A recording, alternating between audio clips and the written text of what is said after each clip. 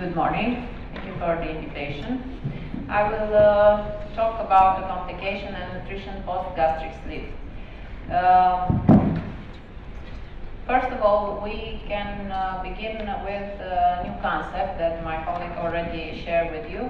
The obesity is malnutrition. Why is it considered obesity a malnutrition? Because malnutrition means a condition that develops not from a human organism not receiving quantities of energy providing nutrients.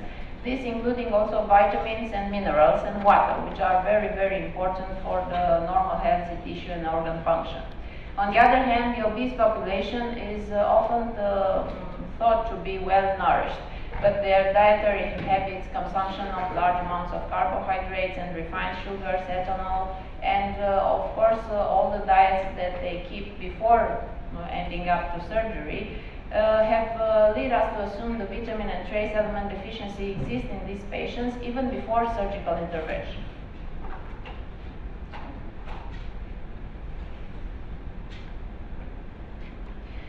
So, obesity means nutritional deficiency.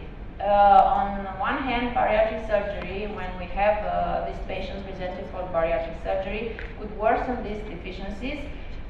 Fewer after sleep when compared to Roux-en-Y gastric bypass, and this is why we choose to present about this surgery, about sleeve gastrectomy.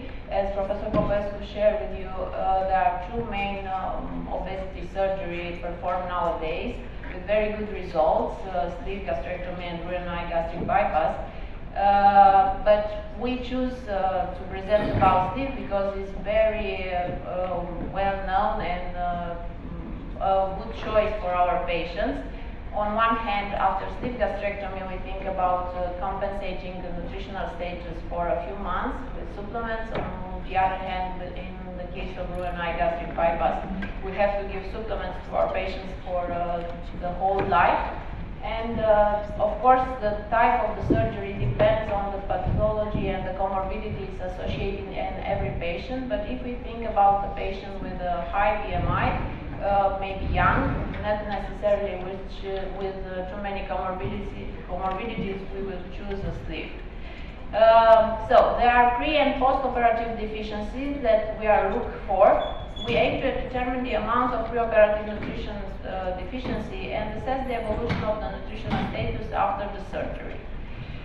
As you see, there are different types of surgery, as I told you, but it is been demonstrated more than 10 years ago that the most efficient long-term solution for the morbidly obese patient is bariatric surgery in order not to lose the comorbidities, but to improve a longer life and to make a high-quality life, and of course to reduce the risk of mortality. The surgical intervention may be classified as restrictive, malabsorptive, and combination of both. As Professor Popescu told you before, there are different pathways for those surgeries to work, so we don't know exactly which are the best pathways or which one work for each surgery. The fact is they do work, and we have important results. So, when a patient comes for bariatric surgery, the first questions are about the surgical complications, because I don't want to have any kind of complication. You should know that in a center of excellence, like in our hospital, the rate of complication is very low on the surgical complication. But there are some other complications that practitioners should be aware of. After gastric sleeve, sleeve gastrectomy, there might be early complication in the for 6 weeks, late complications, or very late complications. Usually the patients are very happy after the surgery, they lose weight, they accomplish all they need, and it's very important to keep in touch with the patient. This is what I have to underline today. Those very late complication of bariatric procedures are having different mechanisms. Maybe the insufficient intake and the dietary restriction and food intolerance. The exclusion of the stomach inferior part that results in a decreased secretion of the gastric acid, sometimes required to absorb vitamins and minerals, is the case of B12 and iron. The malabsorption of the duodenal part related to the short circuit, and the duodenum we know is the main absorption site for calcium, iron, and vitamin B1. This does not apply necessarily in the sleeve gastrectomy, because sleeve gastrectomy is just a reduction of the gastric of the stomach, but it is thought that the fast passage of the food bolus is something that will affect the absorption in the duodenum, and is a hypothesis that we have to discuss. And of course, there synergy occurs between the bolus and the biliopancreatic secretion in the common portion of the intestine. We all know the absorption sites of the gastrointestinal tract that will be affected during and as an effect of our surgeries, not necessarily and not so important after gastric sleeve. All the nutrients that we have to take from food, the macronutrients in large quantities, and also the micronutrients that are the same important for all the physiological processes in our body. What do we have preoperatively? Because you know that in every center of excellence and in any bariatric program, we have to check our patients before the surgery. That means, of course, also blood test and nutrition counseling before the surgery. In the morbidly obese patient, micronutrient deficiencies are frequently found preoperatively. And those deficiencies can be attributed to non-varied high-calorie and high-fat diet. It's very important to be aware about these deficiencies, because we have to check the patient and give them a proper treatment also before and after the surgery. We may find anemia is a condition that can be caused by micronutrient deficiencies. Between 5 to 15% of our patients have low levels of hemoglobin and hematocrit, and in 15 to 20% we also have an iron deficiency.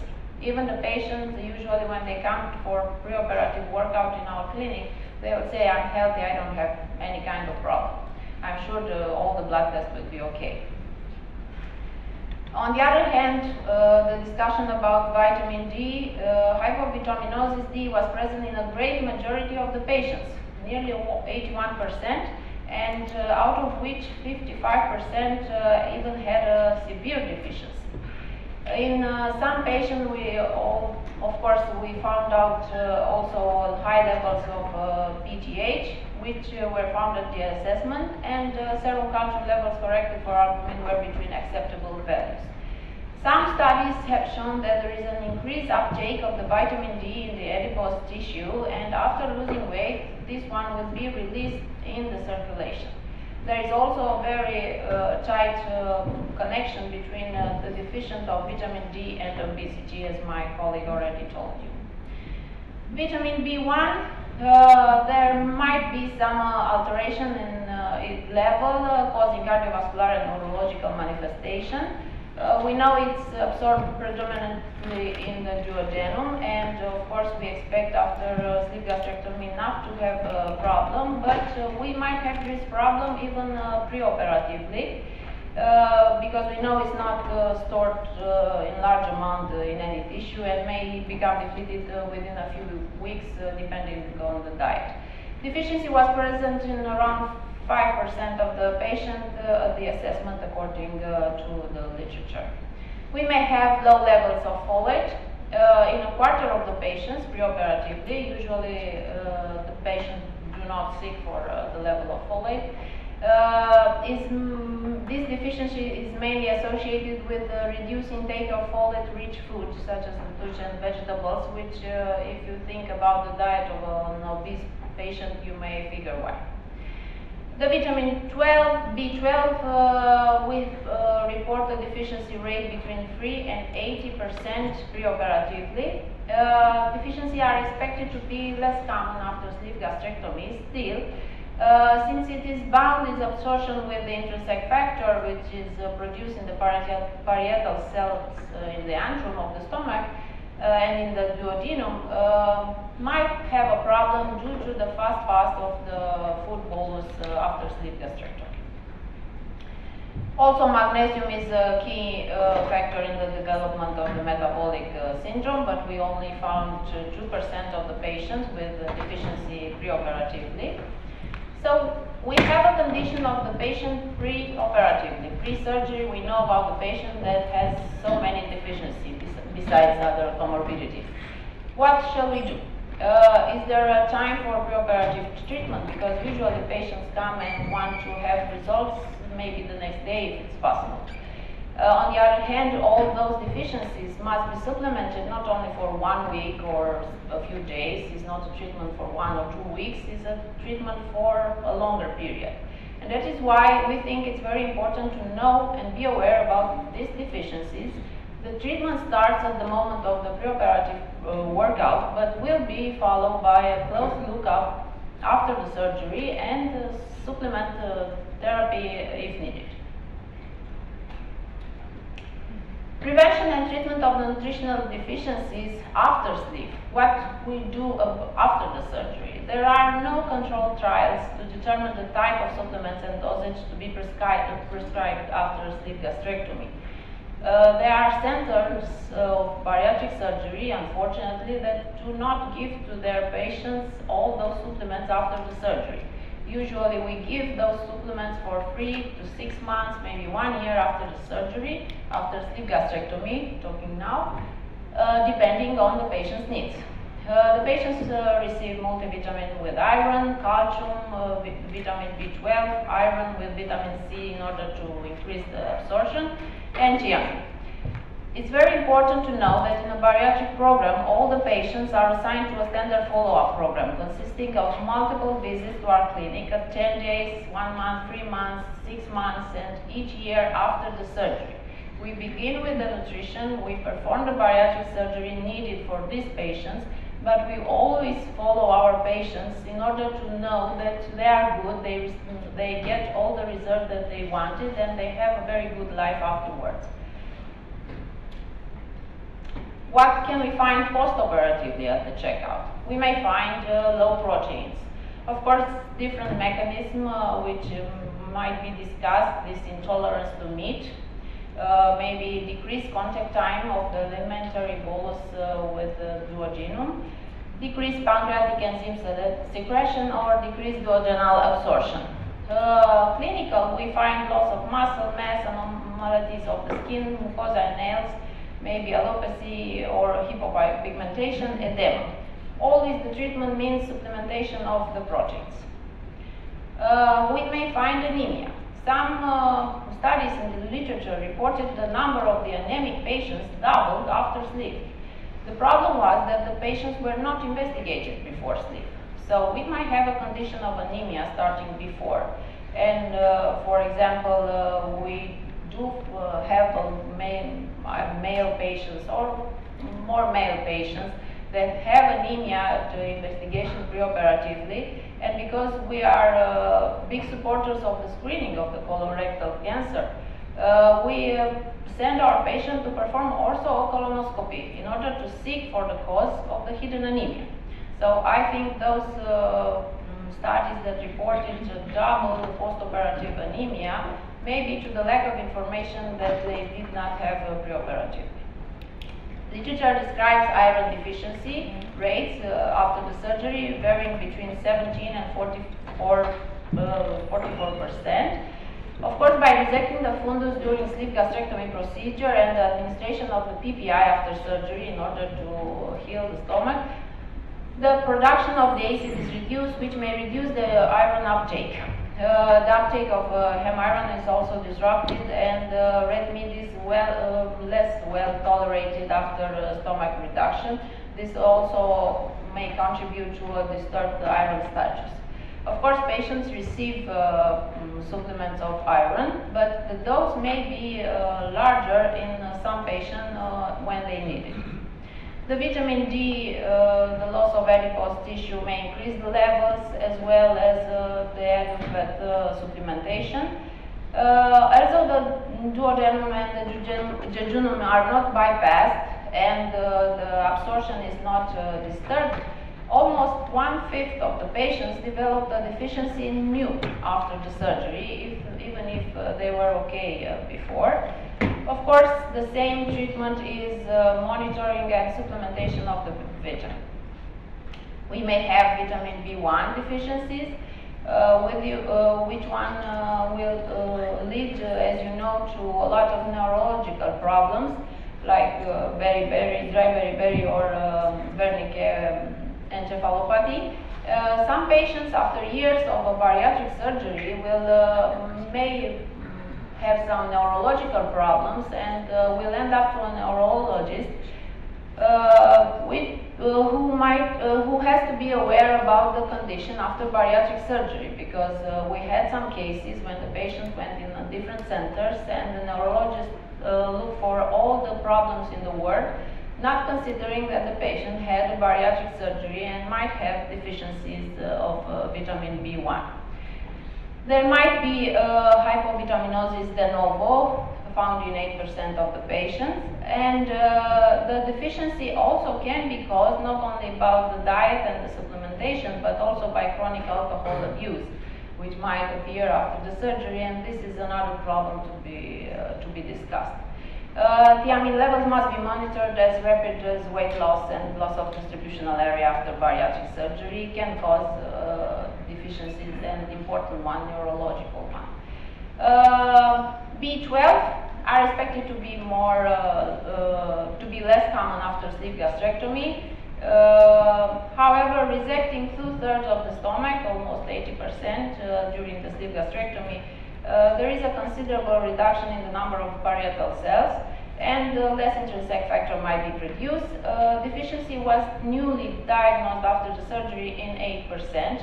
And frequently, this deficiency is accompanied by low levels of serum folate, and they can cause hyperhomocysteinemia, creating a risk factor for atherosclerosis. We can talk also about liposoluble vitamins, but in lower grades after the surgery. Still, the oral supplementation is the same treatment and the same attitude. About calcium and vitamin D, we may have the decreased intake and absorption of calcium, the decreased absorption of vitamin D, or hyper-PTH. But clinical examples are the bone resorption, the osteomalacia, and the osteoporosis. And still, we need supplementation of the dose, both the calcium and the vitamin D. Magnesium is considered to be a key factor in the metabolic syndrome. It's very well followed after the surgery for the patient to have best results, since they have this metabolic surgery. Knowing that the deficiency can cause neurological and cardiovascular complaints. The zinc is very important also for the patients due to the aesthetic look, because it may cause hair loss, and needs oral supplementation, earlier oral supplementation starting for the 3rd month after the surgery. And also selenium was studied with potential symptoms like male sterility, liver impairment, immune impairment, pancreatic insufficiency, but the rate is very low after surgery. There are some patients that after the surgery, if they are not allowed to eat, they know that I have to take a lot of vitamins and a lot of supplements. And this is another side of the problem, the effect of excessive multivitamin supplementation, which is not good as well. Because if we want to, to be very well equilibrated, we have to talk to our nutrition for every single step. If they take vitamins on their own because they heard that a colleague might take those vitamins, is not a very good idea, leading to severe excessive serum concentration of B6, for example, that can also cause neurologic symptoms. The nutritional deficiencies are common before and after bariatric surgery, including gastric sleeve. The etiology is multifactorial, owing to impaired absorption and decreased oral intake, of course, and maybe also to the previous diets that patients want to keep in order to lose weight. Basic understanding of nutritional complication and available treatment options is essential for all practitioners.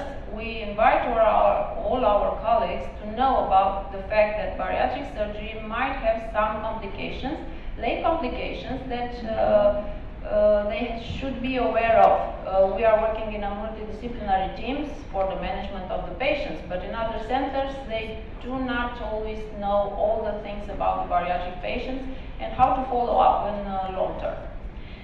Micronutrient deficiencies are less prevalent after sleeve. However, B12 might be more common after sleeve gastrectomy. Routine blood workout is therefore warranted after sleeve gastrectomy to diagnose vitamin and mineral deficiencies. And we recommend this follow-up program, and we think it's very important for all our patients, not only in the first period after the surgery, when the patients are expecting the results of losing weight or the resolution of diabetes or other comorbidities, but in a long-term follow-up for the rest of the life. The aim is to determine the amount of preoperative nutrient deficiencies and assess the evolution of the nutritional status after the surgeries in order for us and for the patients to obtain the best results. Thank you.